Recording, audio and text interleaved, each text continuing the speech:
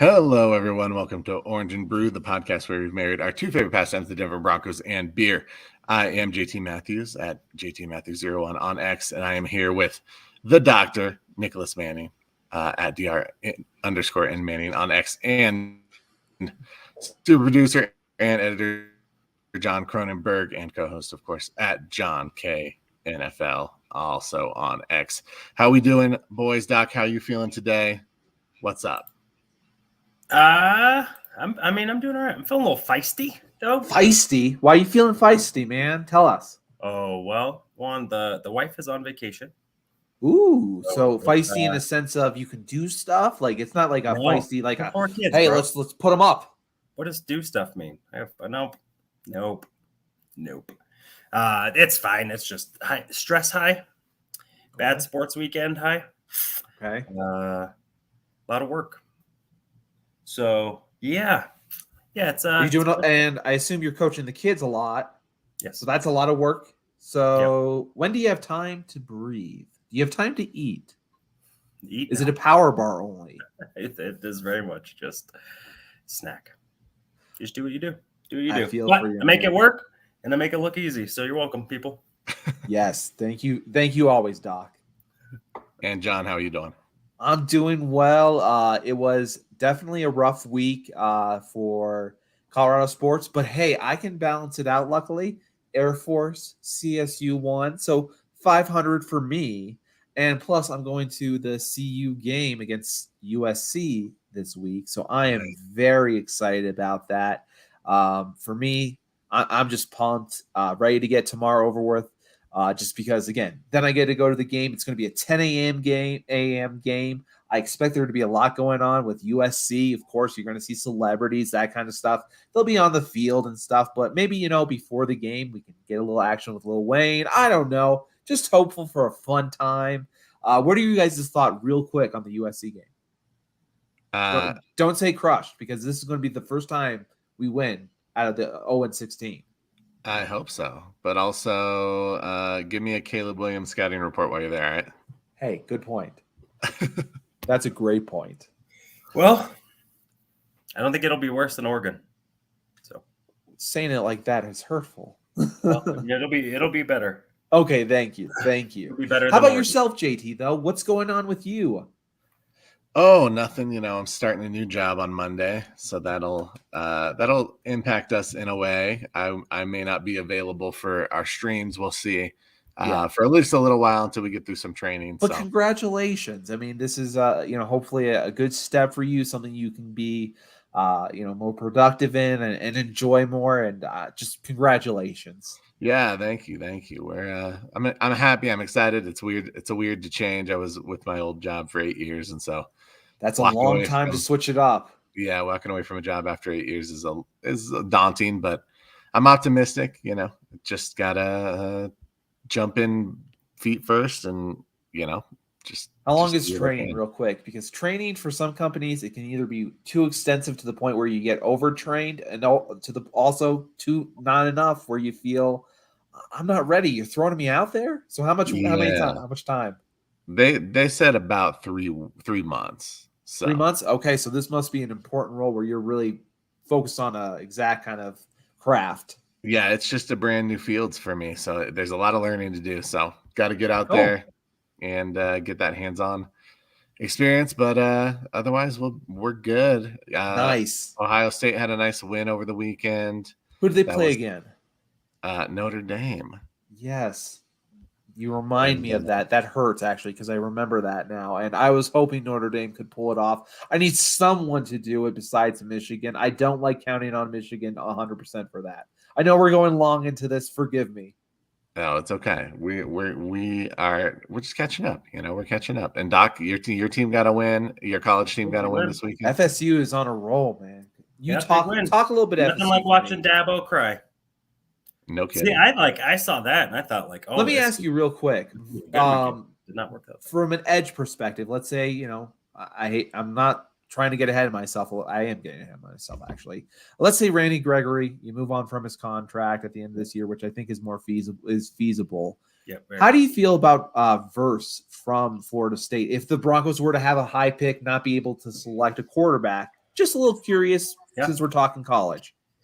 That boy's phenomenal. Yeah. His burst is awesome. He has also been able to play the run much more stout, like game after game after game. And he plays tackles. Like, we're not talking about the small guys. We're talking about tackles. He comes in. He can stand up. He's legit. Is he bendy and he's at the all? guy that you game plan for. Yeah. And so, is he bendy at all? He's got some bend. It's not like Von Miller bend. His But get off. that's a bend that's very hard to Right. Yeah, he can. That was he can turn Gumpy. the corner. And like I said, he's the guy that you game. What's going plan on, for. David? Real quick, just want to say hi to David Talks Buffs. Go Broncos. Thank you, sir. He's you. the guy that the other teams game plan for, and he still comes up with a couple plays a game that you are grateful for. So he's definitely, in my opinion, he's the top 10 guy. He probably would have been last year, and I think that speaks to him a little bit and coming back, trying to get some unfinished business done. And then, like I was saying, anytime you can make Dabo cry, it's a good day for me. Good day. For sure. I love that too. That doesn't matter what team it is. I just No, if Dabo's really crying, But when I'm it's pretty when happy. it's my roof for it makes it so much better. Right. Yeah, perfect. Yeah. Well, we should get our tears out of the way early in this podcast because we're gonna reflect, wax poetic about the Broncos' massive loss against the Miami Dolphins in Miami on Sunday. We're not going to spend a lot of time breaking this down. The Broncos allowed. Can I just tell 10 my funny touchdowns. story, in my opinion? Yeah. Go for it. I was talking to Orange Crush. I had an insomnia kind of thing, so I fell asleep during the game. And when I went to bed, 21-7, the Broncos were driving well. I kind of felt confident, but you eventually fall asleep. And so I turned. The game is over. I don't know what's really going on, so I just turned to my buddy Orange Crush, send him a text message, say, how was the game? Was it at least a tight one? And he just couldn't believe I said that because I think he thought I was up watching the entire time. He just said, look at the score, and boy, when I looked at the score, I did not believe it. I mean, I heard, so when I got up and I looked, and I was so confused because then I heard people outside talking about it. Man, I couldn't believe it to be true. Yeah. And I agree. So who do you guys blame first of all? Let me ask you that. Do you put blame on anyone? Because for me, I had the same opinion as Alex Smith right here. I was immediately thinking, fire George Payton. That was my immediate thought. A lot of people had Vance Joseph. This was my thought. Doc, why don't you go first? With which part, man?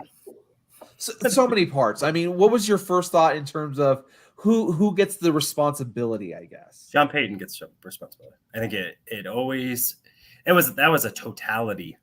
Like that was just it was a butt whooping from 360 degrees. So I know that the point scored, is a defensive stat.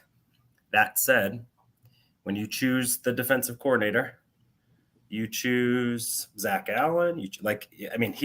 Sean Payton has ultimate say in all of these decisions. You got to own some of those things. I knew it was going to be tough without Justin Simmons. I think that his ability to be able to keep the lid on was going to be problematic. That's for sure. But it always starts at that guy. George Payton, yeah, but George Payton probably won't have a job with the Broncos when once the season's over. They'll let the group scout, get all the notes and all those kind of things. But when you are the leader of the team, I mean, they are 0-3, and that has to sit with the head guy. It's not, it to me is a accumulation effect, right? So yeah. And some of the decisions and things that he's done haven't worked out yet. And I think you have to own that as the head guy. Then I think a ton falls on Vance. It sounds like he's tried to mix and marry two different schemes, which it's like, what is that saying? Like if you have two quarterbacks, you have none. Like if you have two schemes, you probably have none. Right. It's confusing. It doesn't make sense. Do what you do well. And, make them beat you man to man, person to person, Yeah. Yeah, the problem is I think they did that too. I think that they man-to-man outgunned them. And I think right. that I will say that ultimately I think the blame lies with Sean Payton. I would agree with that.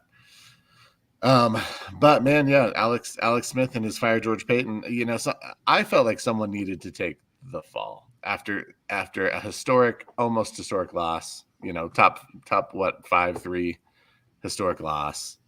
I thought someone was going to take the fall. I thought someone probably should take the fall. Because you just that just shouldn't fly. Shouldn't fly in an organization that has a lot of pride.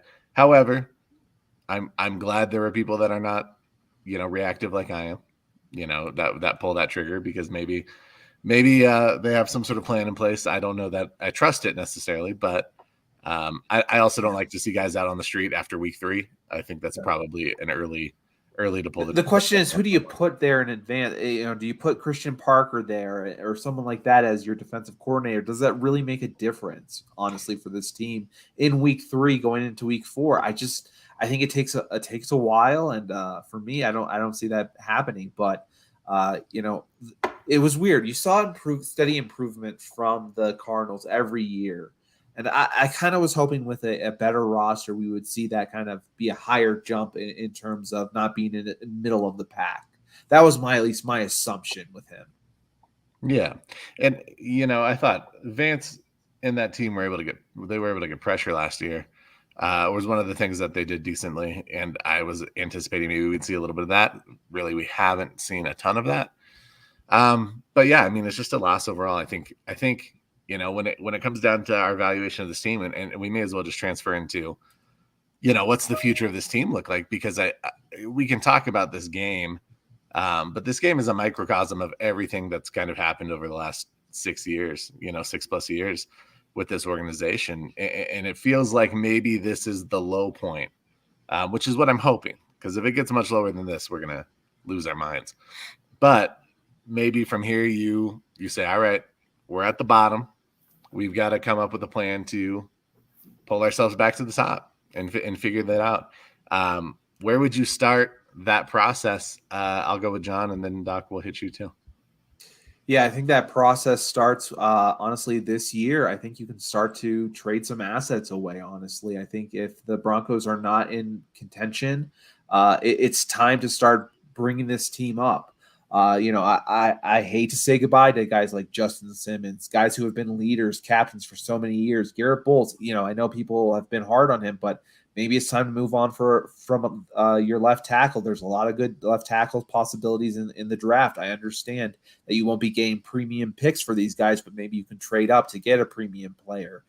So I see that kind of start to take place, and I think that would be something coming from the ownership telling George Payton, we got to move some assets, we got to get ready for next year. In a sense, I hate to give up that early, but again, like Cameron Parker's saying here, we got Sutton Bowles are most likely, and going to what David talks buffs. Y'all think Marvin Mims could become that wide receiver 1? Well, at this point, he's more likely to step up than it feels like Sutton's going to. So, hey, you might as well trade Sutton, give Mims some more opportunities to get out there. Just thinking outside in that regard. What are your guys' thought though on some first guys you'd want to get rid of, or not get rid of, trade away and see maybe some other guys develop like your Marvin Mims? Because Randy Gregory also comes to mind. Yeah, go ahead, Doc. Yeah, it's like, is it too early for you? We're not even into week 4, because there's a realistic scenario. Do you see this team turning around? Are able to win 2 games in a row because they play the Bears and the Jets. And then, you are a miracle away of beating Kansas City, away from everyone believing, and then a holy crap again. Because the Broncos, that's feasible. Go ahead. I'm sorry. I think that they'll win the next 2 games. I think that they will rebound to some varying degree of respectability. How good are they, though? It's hard because essentially, this is the same defense that through the first 12 weeks last year was phenomenal.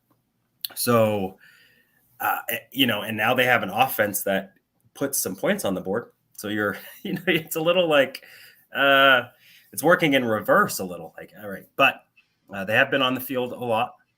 And then injuries obviously have not been their friend. So I guess you kind of see how that goes. My assumption would be it would be players probably like Randy Gregory, who has been healthy so far.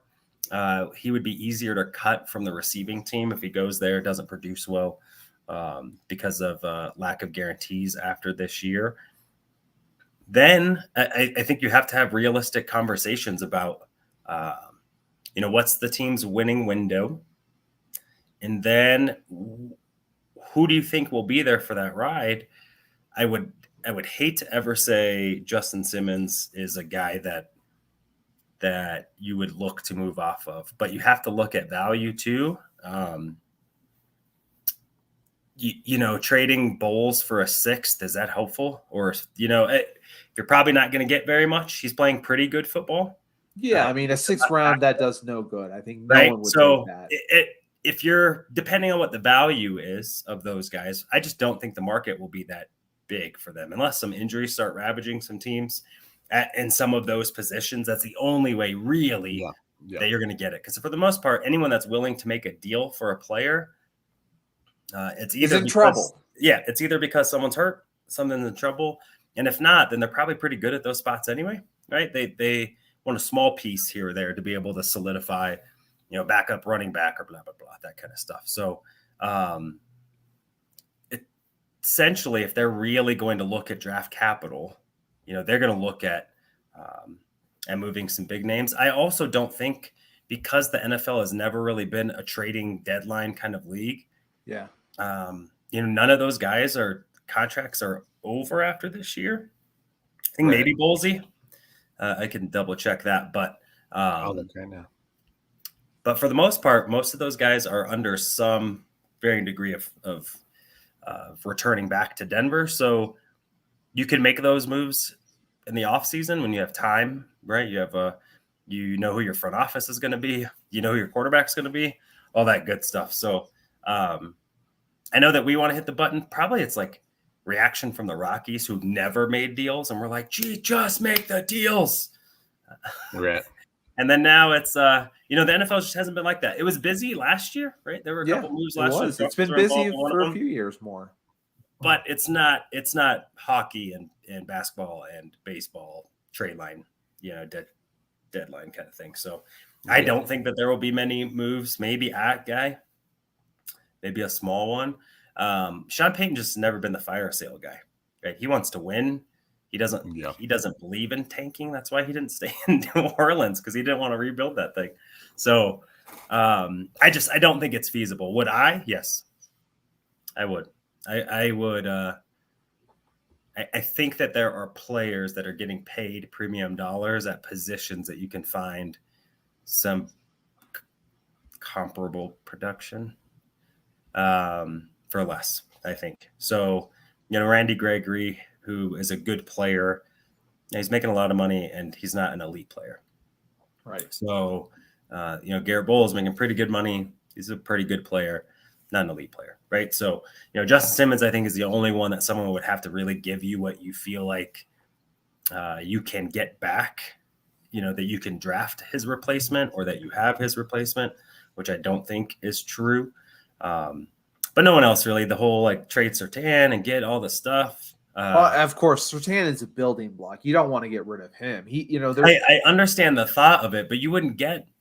What would you get? A first, maybe say you get 2 firsts. Yeah. But you probably get it from a good team. So you're getting 2 firsts in the 20s, which probably means you're getting, you're getting a serviceable player, but you're not getting an elite talent. So that just doesn't make sense. Yeah. With as many struggles you had covering receivers, I don't think that you want to get rid of the best one on your team. So you chalk it up to nothing went right? Couldn't hold on to the ball. Bad defensive scheme, right? Out leveraged, and a roster that has significant speed, and you have deficits in. Yeah. With Justin Simmons out, right? All that good stuff. So that was a bad matchup. We knew it was a bad matchup going in. It served to be that to a ridiculous degree. But I think you find out who has heart. Hopefully they looked at that tape, who's still competing into the third and fourth quarter, who didn't. I think that's the thing that I would want to know. That's what you find out in a game like that is, who's still ready to right the ship. And the good thing about a loss like that is it only counts as one loss. Right. So for as bad as it feels, but do you think this has a mental effect going on for these players beyond this week? How long does it last? I mean, if you let's say it's a close game between the Bears, even if they barely scrape out with a win, does that get them, going in terms of mentally? Are they going to feel stable that way? I just don't feel that way, that they're going to be mentally in the season at this point. Yeah, I mean, I don't know, because I'm not in the locker room, so I don't know what's keeping them from winning. They were in position, or they should have won the first two games. So I think for them, I bet that they feel they're better than that. But again, you've heard me all the time say the Broncos felt like they should have beat Kansas City.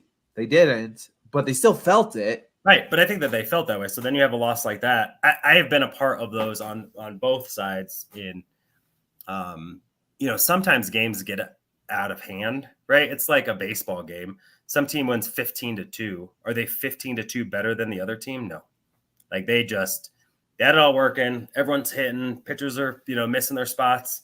But again, to Cameron's a little bit to Cameron's point, 162 games. Let's say with that again, 17-18. That it's just more of a one game. I think doesn't tell you the difference between what's the actual difference between, because there could be mulligans, of course. Happen.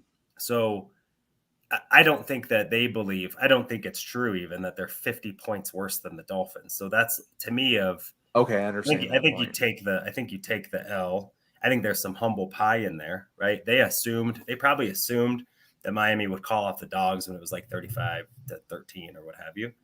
Yeah. And they started letting up, and Miami didn't. Smoky Hill representing a little bit. And I think that is hopefully that to me is a bell that is getting wrong. You quit assuming they were going to quit, and you got embarrassed. And I mean, there hasn't been an embarrassment like that. I think since 1922, and that team that lost, that gave up 70 something points, is no longer in the NFL. So that it's not something that happens. They're going to be a laughing stock unless they turn it around. Yeah. The end of the season isn't coming around the corner. It's not like this is week 16 where they can just 1, 2, 3 Cancun. Yeah. There's still 15 games. Or 14 games. It's still a really long season. You can rewrite a narrative pretty damn quick. I mean, like I said, the Jacksonville Jaguars were terrible last year. They won 5 games in a row, and I think 6 out of 7, and they found themselves in the playoffs. Not that this team will do that, but really it takes one. They go and they play a really good, complete football game against the Bears, and now there's a new narrative because it's always, what have you done for me lately? So you go do that, you play again against the Jets, and then all of a sudden, you could be a very different team in 2 weeks than you were last week. It just happens that way in the NFL. Do you think that it's bad at this point in a season? Because I think we're going to see it on social media on Sunday, which is people rooting for the Broncos to lose, fans rooting for the Broncos to lose, to tank. Is that mentality? Do you think that's a bad mentality? Because I kind of feel that way. Knowing that Caleb Williams is the quarterback that's going to be at the top of this class, and you're not going to have a chance to get him unless you're probably the first overall pick. I think that's human nature. I think if you were the Broncos, you have to decide quickly whether you're going to try or you're not going to try. Right. Because you have the perfect opportunity to jump ship right now. This is the perfect opportunity to jump ship. It's really early, and I don't like to say that because it's so early.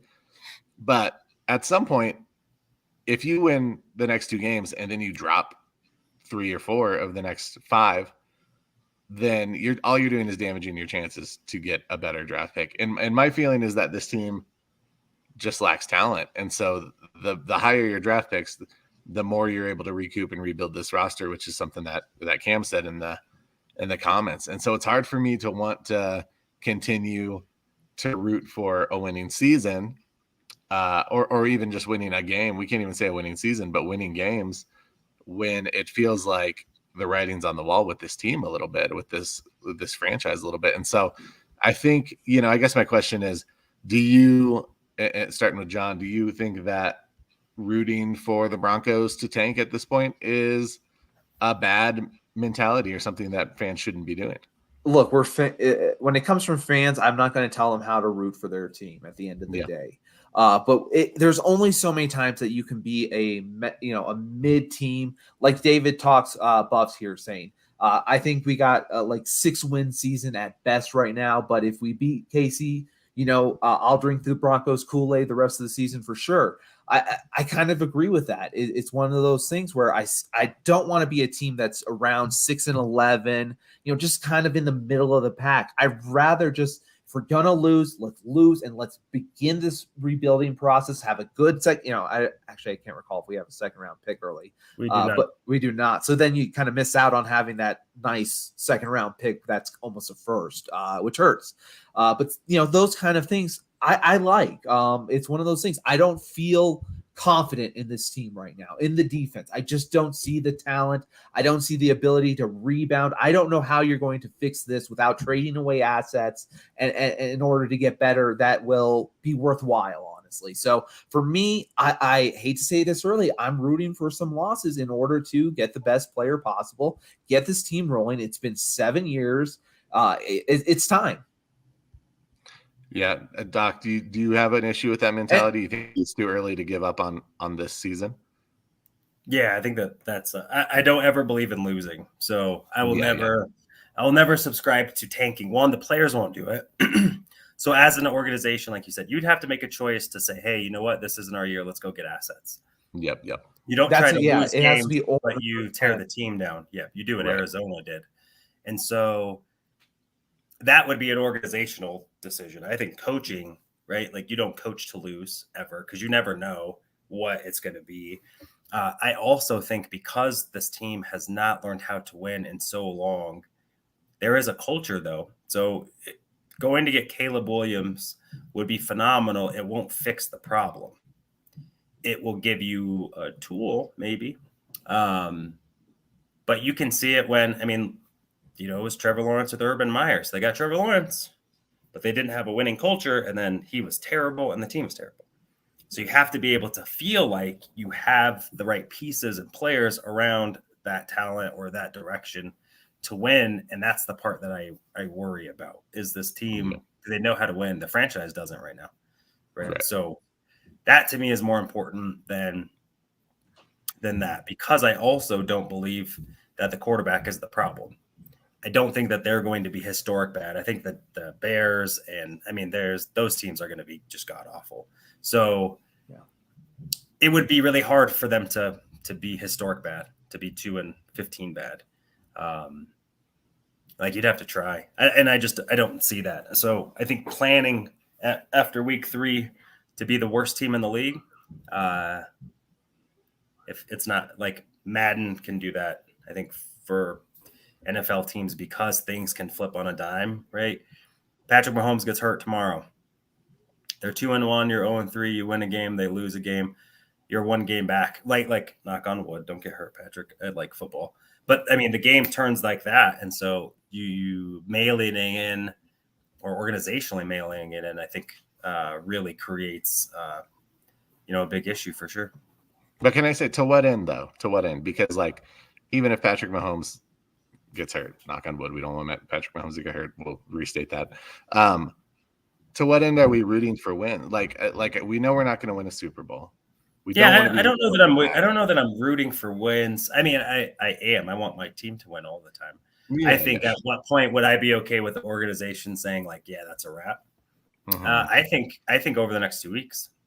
Okay. I think if you can't beat these next 2 teams, to me, all right, I agree, David. 70-20 is super bad. But again, 1 game doesn't write the whole team's story. People get blown out every year. Kansas City lose to teams every year that they shouldn't lose, but they're still really good, right? So Dallas just lost to Arizona. Right, and got beat. It wasn't just a loss. Arizona worked that game. But do you have Arizona?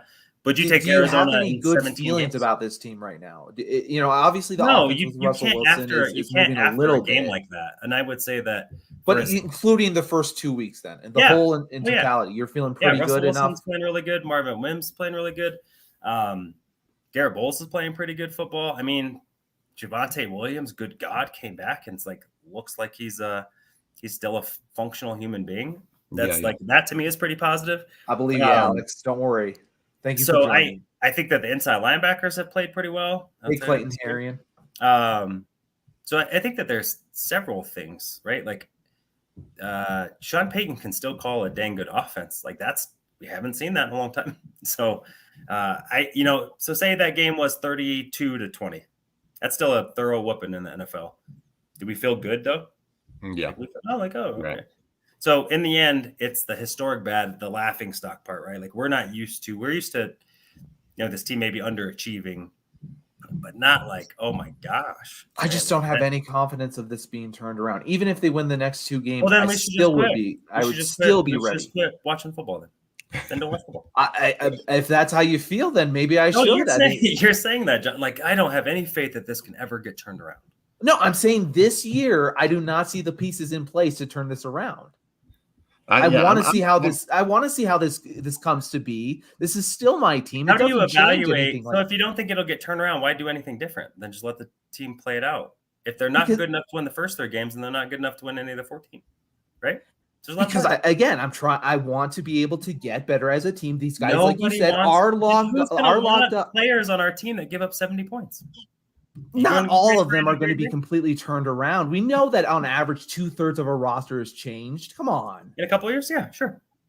But you're not going to trade them all in one season because it's not. No, I'm talking about in overall. It's not baseball, kids. You can't just pull people up from the minors. I'm not asking. You can bring bring up some younger if you start trading away like anyone that doesn't suck, and then all of a sudden Russell Wilson, am I saying probably your biggest asset, gets demolished because you traded half his offensive line. Because I traded away Sutton Bowles. We're going to put in. I traded away Sutton Bowles. Positions.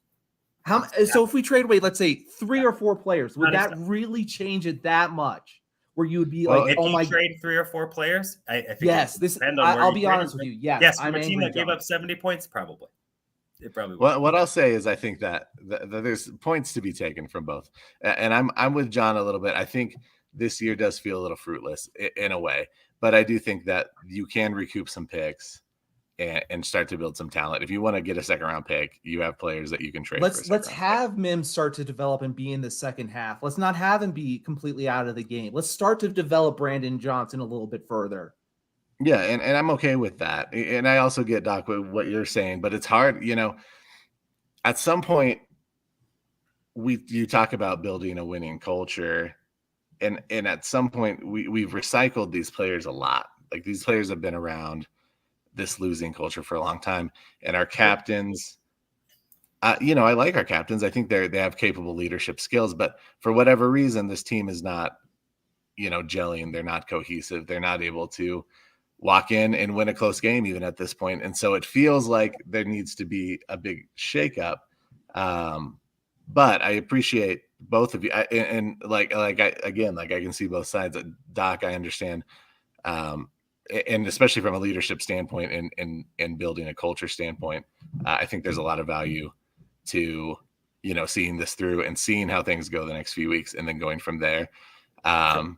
But I think also, like, the draft guy in me, and A, I get excited about the draft. B, I think there's no more valuable asset in NFL than a high draft pick. And if you can turn over some talent that's on the field right now for that to get kind of that reset, I'm okay with that mentality as well. I just want to let's do one more quick thing before we do beer time. Anyone on this team that's an untradeable asset for you? If the Broncos started doing a fire sale, is there anyone you'd like to see stay, or anyone that you think should not be on the trade block? John, I'll start with you. I mean, obviously some contracts are going to be prohibitive. But when it comes to, some guys, I'm comfortable moving on from Josie Jewell. He'll go away at the end of the season, though, to get Drew Sanders started in there. In general, I'm comfortable with just having a lot of guys that are untradeable in terms of Patrick Surtain. I'd like to keep Alex Singleton. We had him on that deal. Zach Allen obviously can't be traded. I wasn't a fan of DJ Jones early. He's kind of won me over. I think you keep him for that 1 year at that $10 million deal. I think that's good. Javonte Williams, there's no reason to get rid of. Samaje Perine is a guy who stays just because of the contract again. Those kind of guys are going to stay around. Ben Powers is staying around with his contract. Those are the guys I expect to stay around, and the more young guys as well. Yeah. Any untradables for you, Doc? Nope. No, not even Surtain. No, I don't think you would get. Yeah, I don't think you would get in return what he's worth. I don't really believe. I think that there's like a handful of guys in the entire league that are non-tradable, but I think people waver on, what's the real value for them. So I don't think so. I think if you're going to sell, and you just want to gut the culture. Then I think everyone, like Jonathan Cooper is a nice player. Is he a building block guy? Better not. I mean, if our feeling is the season is done after 3 games, and then there is no one on the team that's worth keeping. I mean, there would be players that you have to keep because you can't turn over 100% of your roster, but it's not CU. But I don't think anyone's untouchable. I think unless you are a top 5 quarterback in the league, everyone's got a value. I think in the offseason, I think that this team will absolutely look at that. One, because they're over the cap already into next season. It's going to have to be a lot of adjustments and juggling. So there will be players that won't be back. And I think after a couple weeks, you'll find out who might be here. We'll see. Yeah. But no, I don't think I wouldn't trade. I think Pat Surtain is a really good player. There's guys I wouldn't trade, but I don't think there's anyone that's it's non-tradable. What about you, JT? We've been kind of taking over. Sorry. You too. What are your thoughts? No, it's all right. I wouldn't trade Surtain, and I probably, I might listen to a phone call, but it would have to be, extremely valuable, some extremely valuable assets. I see some value in moving a guy like Cortland. This wide receiver room is already overpriced. I think someone like that I'd be okay with. Really, the only person I'd say is untouchable right now is Surtain, and I don't even know that untouchable is the right word. I think, Doc, you made a good differentiation, which is there's guys. Remember, Champ Bailey was traded. It happens. Yeah, no, it's true. It's true. I think it would be a mistake. But you field all phone calls. If you think that it makes this team better in the long run, then you pull that trigger. Well, let's take a break from the doom and gloom and take a breath and have some beer because it's beer time.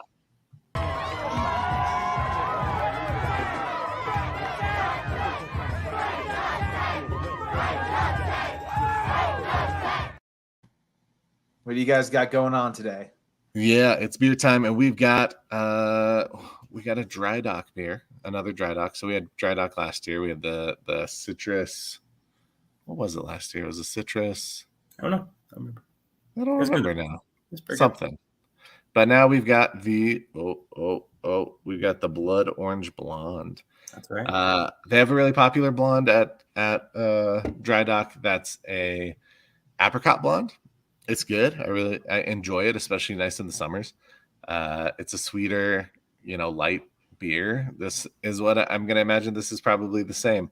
So, Doc, I don't know if this is going to be up your alley because it's definitely going to be citrusy. So, would this be up my alley, though? You think? It sounds like it. Yeah, I think for light, it's a light beer, and you're more that's of a light for me. beer guy. I'm a light guy. Sorry, but I don't know if you're.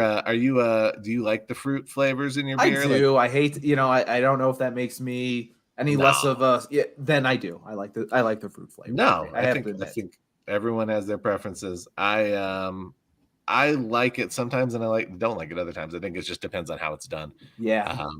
You don't want to get that artificial syrupy sweetness. Yeah. You don't want to get a soda, essentially. I'm not trying to get high fructose corn syrup. No, no, I don't want that in our beer. So I think if it's done well, and it's smooth and it feels natural, I'm all for it. So I don't know. I've never had the blood orange blonde. I've had the apricot blonde, and I would say the apricot blonde is more subtle. It's definitely sweet, but it's not like, syrupy. It's not like in your face. So we'll see how they do with this blood orange blonde. Ready to crack this baby open? For sure. All right, pop it in 3, 2, 1.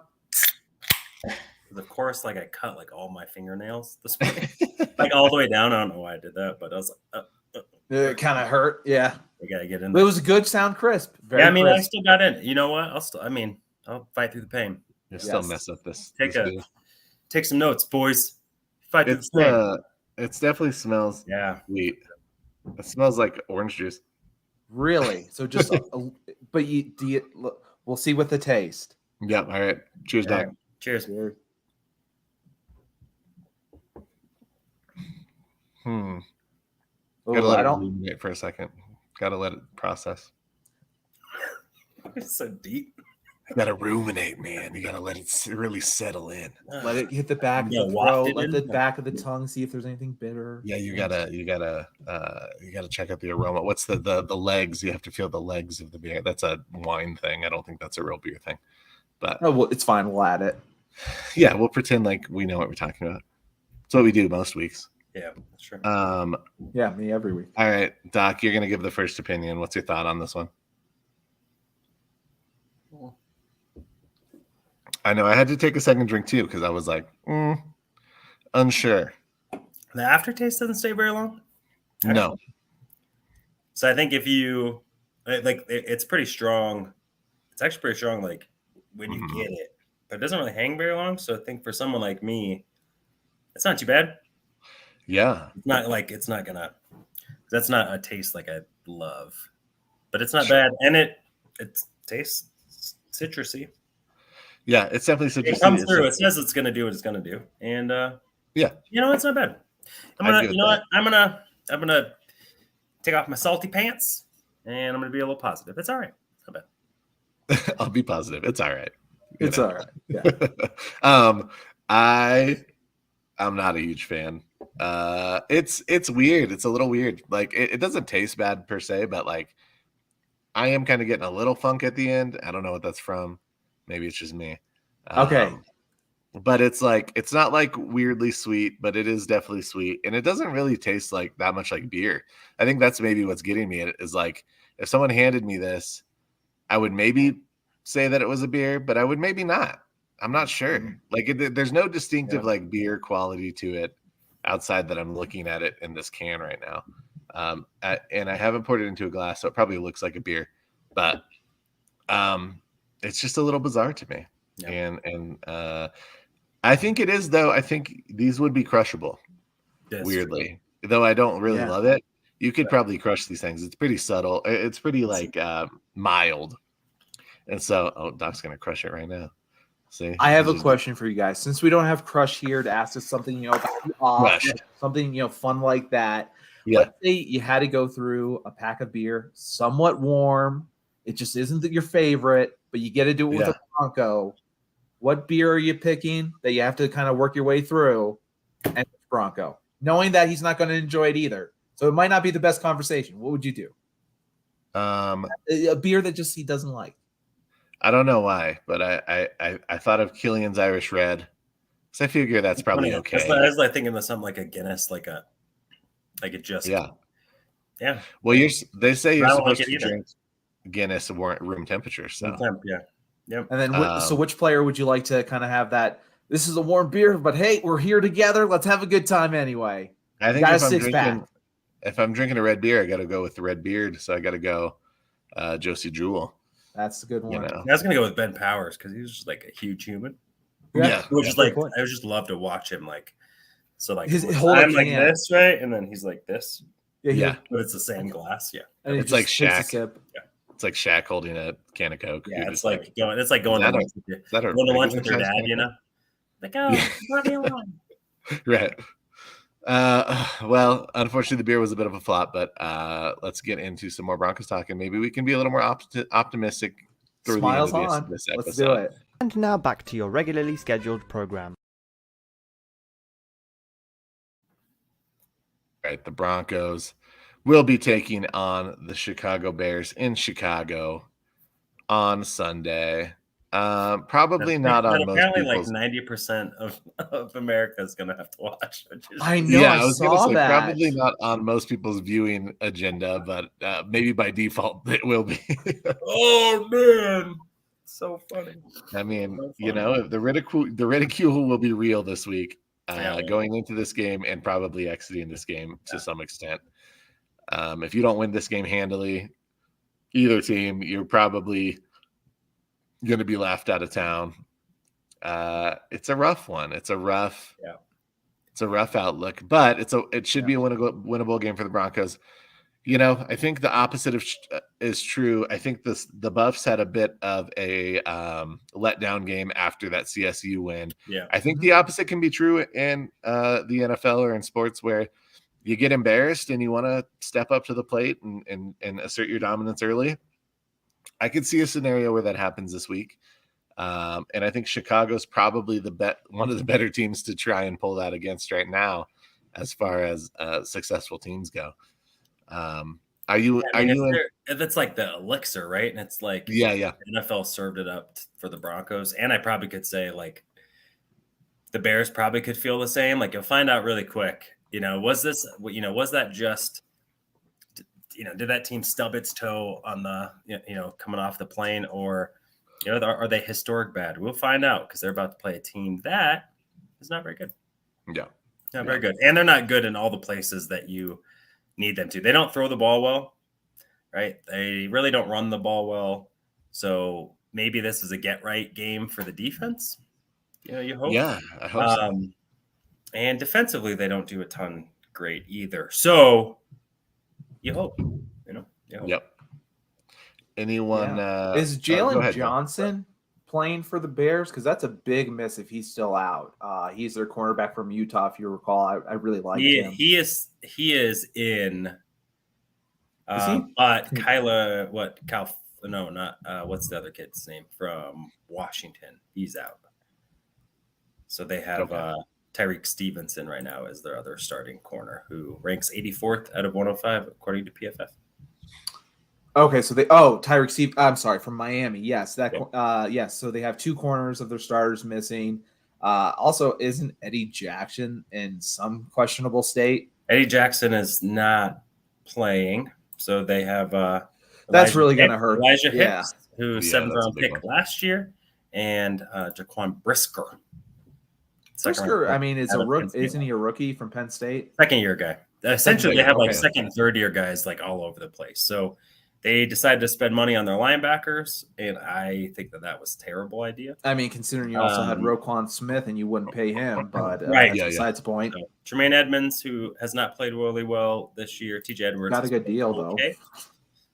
And then their defensive front is not great. So they brought in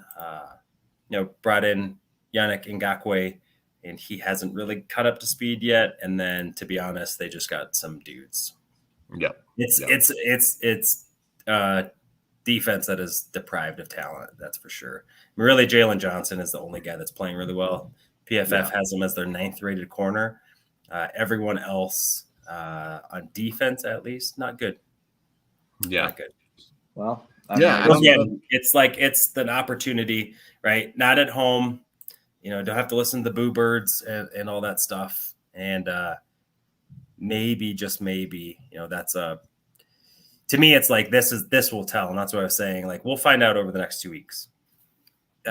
Sometimes you need to schedule Middle Tennessee State or whatever because CSU. Yeah, because you gotta get right. Like you got to work on some of the small things before you start playing, some of the elite stuff. There was enough wrong with the Broncos that just wasn't right to go into Miami and try and win.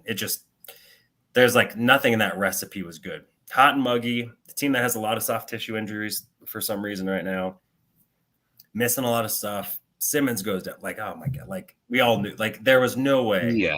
Even the most optimistic Bronco fan in the world is like, this game won't even be close.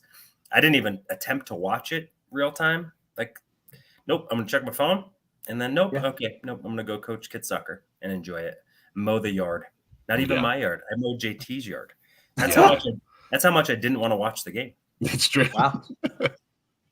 Because it's like, all right, I knew it to go. So I'm excited for the game. Yeah. Because I do think you'll learn a lot. Like that team's embarrassed, right? And they're professionals who have pride. I mean, all of them. Their livelihood rides on it, right? Millions of dollars. Mm-hmm. They want to bounce back. Of course. John Payton looked like he's not happy. Vance Joseph is trying to get an opportunity to be a head coach again. Like that's got to suck. So, all of those things I think are there. He's having the time of his life.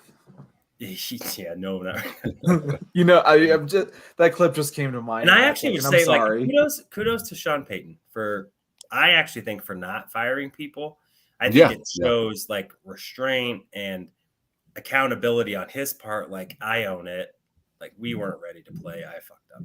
I should say one thing that I don't believe the Broncos are going to try to tank at all. Like you said, these guys have film, all that stuff. Their livelihood. I don't think the Penners, I don't think they got into the game to tank.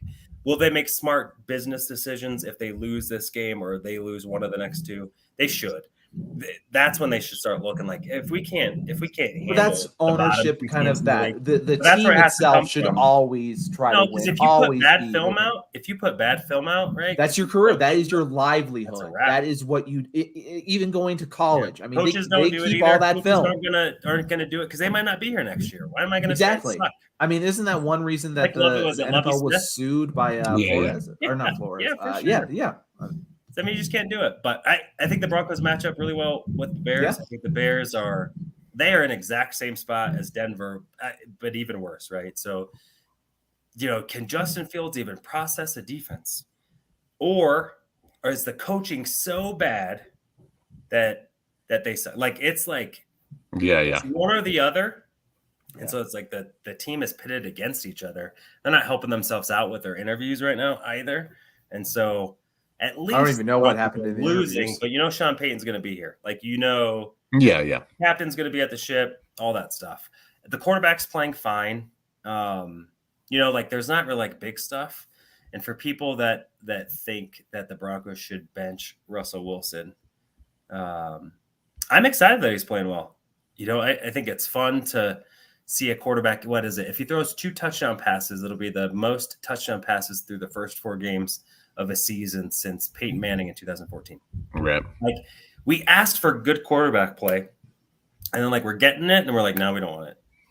No, we don't want it. But it's tricky though, because it's such a double-edged sword with this contract. Not that the Broncos are really the guy has an $85 million cap hit next year. I'm sorry, everyone. Yeah. So could you draft Drake May or Caleb Williams, and then sorry, Russ, you're just going to sit on the side? Yes, you could.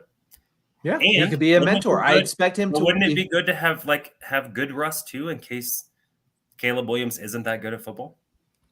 Well, I mean that's no matter what. Wait. Just remember that draft picks, right? They are. I understand, but I think I was just saying we're getting ahead of ourselves. But I'm saying for all of those things, I would still rather have good Russ on the side of the field or playing, and then have him watch. Learn for a year, Than terrible Russ, and you still have his contract. Yeah. Yikes. Right. I'd agree with that. I think the Broncos are better if Russ is good today. I don't like the contract no matter what, just because it is astronomical numbers, but that's not going anywhere. So we've got to come around to that. Anyone want to eat that? We can't. No. We're in the bed. It's made. We can be mad about the bed, or we just be in the bed. Yeah. I think that this game is going to come down to, it has the potential to be a shootout, weirdly. Just because these defenses have been so underwhelming. Can you imagine a Russell Wilson, Justin Fields shootout? Maybe I would have thought it Justin Fields rookie year or something like that. But I don't know. They will present some challenges. I think Justin Fields' ability to move with the ball is hard. I think that's a difficult thing to contain. Fortunately, I think we should be able to limit him at least a little bit. I don't know, but weirdly, I see this kind of being an offensive game. It's whose defense shows up in a key moment or one or two key moments, or has who has the special teams play that puts you over the top, or who has the takeaway that puts you over the top. I see a scenario where the Broncos win. It just sucks that it feels like potentially whoever wins this game could be leading for the draft, the first overall draft pick at some point. If it comes down to a tie and you're close in records, then it's like, man, we really shouldn't have won that game. But we can't think that way right now. It's week 4. We may get to that point at some point. And we may, revisionist history might be super real. But kind of like that Shelby bat that we looked at later. Yeah. I think it's a winnable game for the Broncos, and I think the Broncos fans should be optimistic about it. And I don't say that, of course we all have our Homer glasses on a little bit, our orange tinted glasses. But if you know me in this pod, I'm not the most optimistic Broncos fan of all time. And so I think that if you want to get back on track, this is the perfect opportunity to get back on track. And this is a perfect opportunity for your guys that are dogs to show it on the field on Sunday. Yeah. Like you guys like Quinn. I mean, I think he's someone who also you want to develop on, and Quinn Miners. For me, I think this is a winnable game, but it's also a game you can lose. So I'm very interested to see what happens. Maybe I apparently shouldn't be watching too many games because I'm a downer or something like that. But hey, in the end, I think that this is going to be a tighter game than we expected early on. Yeah, I think it has potential to be close. I think I don't like that it does. I did see a tweet from Kyle we love Sloter. I mean, how could we ever forget about Sloter? That Justin Fields isn't the problem, though he did only do 1 week of tape, so that remains to be seen. And did he do the highlights last week, or what? It was more on the receivers. Fields had a lot of time to hold the ball, but that didn't equate to receptions because no one was getting separation. So I'll be interested to see if that's true or not. If when this game rolls around, or if that just happened to be the case that one week. That's crazy. That's great. You have DJ Moore. Well, Chase Claypool is awful. I don't know what happened to him, but he has decided. Can you say the name again? I'm sorry. He has Chase Claypool. Oh, yeah. Your goodness gracious. I did see the clip of DJ Moore when who was it? Where they playing was like, bro, they're not using it right. He's like, I know. Yeah. Oh, dude, goodness gracious. Yep. Yeah. If the Broncos lose to the Bears this weekend, I will be louder than any of you about burn it down. Okay. But again, there's still things to look at, even if this team loses. It's a bad team that's not being coached well. And even if this team loses and it's a good game, or if they win, like there's still a lot on the line in terms of we need to see if Jerry Jeudy is someone we want to keep. There's still a lot to look at, even if you're not feeling the season. They're very much, yes, I think that there are, and that's why it's hard about if you start getting rid of people, you have to be real intentional about it because it impacts how you evaluate other people. So, for instance, one day, right? If you get rid of Cortland Sutton, Jerry Jeudy gets hurt again. Marvin Mims is the only guy. He's like, you're not really evaluating him because he's gonna get double covered all the damn time.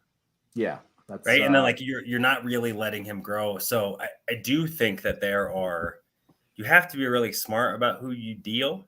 It has to be from a position of either you get tremendous offer, like you get a 2nd round pick for Garrett Bowles. Yes, ship him off more. Right? Like we're never going to get this kind of deal again for this kind of player. But it has to be that. So it either has to be from a position that you feel like you have an adequate replacement to evaluate on, or that you want to see more of that player, right? Or you get blown out of the water. So I think that there will be I think that those calls probably have started. Hey, we want to let you know we're interested in this guy. Hey, I want to let you know we're interested in this guy. What would it take? Yeah, we're not there yet. But they have a threshold. Yep. You go 0-5. Yep. All yep. Tear it down. Let's do some predictions. John, why don't we start with you? Give me a prediction for this game. I know it's probably not the most exciting prediction we've ever done, but a prediction nonetheless. I'll go 2017 Broncos barely. Okay. Oh gosh. I know I'm not even mad at you because that's possible. It's not even like that's like not a realistic. Oh, it's just that's the case. Yeah. That's the case. Oh, Yeah. gosh. Nope. I'm going to go 31-16 Broncos. We'll be able to listen to radio and stuff again on Monday. It'll be great. Y'all both are giving this defense too much credit. I'm going 35-24 Broncos on the back of the offense. Hey, I'll take. Hey, you get 35-point game. You get 2 30-point offensive outings in the first 4 games after what we've seen for like half a decade. I feel far more optimistic about this offense showing up than I do this defense. So. That is true. How weird is this? It's like I know. Bizarre world. It's like it's crazy. It's like we should have kept a Giro Evero or something. We tried. We tried. I know. Yeah. I know. Giro and his own wanted to leave, so he's 0-3 in Carolina. So yeah. Fair enough. That defense is still good though in Carolina. Defense is fun for sure. But Jeremy Chin doing well. Every time I'm like, oh, my fantasy player is playing Carolina, it should be great. It's like a top 5 matchup. I'm like, why? Yeah, no, don't do that. They just need Bryce Young to. Then it would be really complete. Well, and he's got to stay healthy. He's already hurt. Dear goodness gracious, man. You got David talks Buffs 32-24. Anyone else have it in there? Or he does the same thing. Or 32-24 Bears. So touche. It's such a crapshoot, man. But touche. I think the Broncos offense is ultimately. I think of all the units, the Broncos offense is the best unit playing in this team or in this game. Yep. And so I think that if you're going to win, you got to win. They shouldn't get a lot of pressure on Russ. And if that's the case with a pretty poor secondary, go look at PFF. The Broncos receivers they're graded pretty high right now. All 3 of them. Yeah. So that's not the problem. It's not the problem. We have to stop someone. When you give up 70 points, it'll what's interesting is like if they give up a goose egg, they're still averaging 35 points given like the last. Yeah, I know. Hold on. Yeah. One question from Cameron before we go. Yeah. Sure. I do I actually like this one. Yeah. Oh, you actually do. Oh. Yeah, I actually like this one. Yeah, he asked a lot. The other ones weren't. He said a bunch of stuff in here, and I don't like it. Sorry, Cam. Question for you fine gentlemen. We talked about it last night. Does trading away Cortland Sutton mean Tim Patrick should come back? John, why don't you hit us first? Not necessarily. I want to know how he's doing with his rehab. They're going to see him all year looking through that. If he's doing well, maybe of course you bring him back. I think Tim Patrick's someone that the team can rally behind in that sense, but not necessarily. You got to see where he's at and see how much it costs and what you can do otherwise. So that's my opinion, really. Yeah. What about you? Doc, you agree? No, I don't. I don't know how Tim comes back, unless it's like, it's got to be he's going into Europe, getting some special. No, it's got to be like a restructure. Like it's all incentive. Yeah, I love Tim. Tim is good dude, good player, but he's season-ending injury the last 2 years. You couldn't if he's your plan at one of those receivers, that's not we can't keep getting guys that are oft injured and then rely on them and then be surprised when they get off, when they get injured. So, bring him back on an incentive laden deal for sure. But no, he cannot be the plan. Essentially, you believe that you can, Brandon Johnson, I think, has played okay. So he'll restructure. I mean, so there's possibilities at least that we can see him. Yeah, I just don't know that. I mean, still, David, I'm done with it's sadly, it's a sad thing. Yeah, because it happened at Utah, didn't it, as well? Yeah, he got hurt at Utah too. But the first few years in the pros, he wasn't getting hurt. So, we got to kind of see how it goes. But I mean, it's a $16 million cap hit next year for Timmy. So yeah, you got to fix that. That's the restructure. I mean, $6 million of dead cap, $10 million in savings. I bet he's a guy that would for sure. And then he's not on your books the next year. So that's probably a guy, you do a pick swap for him, maybe something like that. I don't know. But love Timmy P. I would love him to be here. He's a locker room guy, he's a hustle guy, he's all that stuff, but he can't be your plan. We found that out this year, right? He was a plan, and sadly it didn't work out. Yeah, I'd agree. And I think even the cap hit that you would take. There's got to be some mitigation there probably. So whatever they can figure out to make that work. You still get 10 in savings, so it'd be a $6 million cap hit, but you still get 10 off your books for 1 year. Right? It doesn't roll into the next year. So, but if you restructured, lessens that cap hit, more likely to stay on the roster, give them a chance to win a job. I think maybe you can do that too. We appreciate you. Appreciate Cam. You're awesome, bro. For sure. We appreciate everyone that came in today. I know we didn't see some of our regulars, but they're probably busy. Yeah, so if you're watching later, Yordi, Crush, all you guys, thank you so much, Jolene. We appreciate you. David Talks Buffs. I know he has a big interview coming up with D-Mac, so be on the watch out for that. That's tonight at 5, I believe. So if y'all are interested. Nice. For sure, I'll be listening. Yeah, and I think too, like probably this isn't the week to consume Broncos content if you're a real fan. It's probably just been a real tough week, so we understand missing this one. No slight to you for skipping out this time because we get it. Even we got contentious and it's been 1 week, not even a full week since we took that loss. So it's just one of those weeks. I think we're all interested to see what this team can end up doing on Sunday, or we are ready to retool if we need to retool. So Sunday means a lot. Weirdly, it really does. A game against the Bears, week 4 against the Bears. And, it could really impact the fandom. That's rough. It's a rough spot, but here we are. Here we are, and let's ride. We gotta ride through it. So. Thank you everyone for showing up today. We appreciate you. For those of you who will listen to this later, thank you too. We love engaging with you. Hit us up at orange_and_brew on X. We'll read your DMs. You can tweet at us. I guess you still call it tweeting at people. Yeah, it's weird that they do that. Yeah, it's strange. They really got to come up with some verbiage that's different if they really want this to stick. But regardless, thank you for listening. We appreciate you. We do this for you guys as well as just for us and our fandom. So thank you. Be kind to one another. Be safe out there, and go Broncos. Go Broncos. Even when you feel low, you can still go. Even when you feel slow, you can still go. Even when there's no hope, you can still go. I never answer to no, man, I still go. Go, go, go, go, go, go, go, go, go, go, go, go, go, go. Hustle hard, hustle every single day. I'll be making moves till I'm buried in my grave. To the system, I don't wanna be a slave. I've been doing shit my way, or the highway.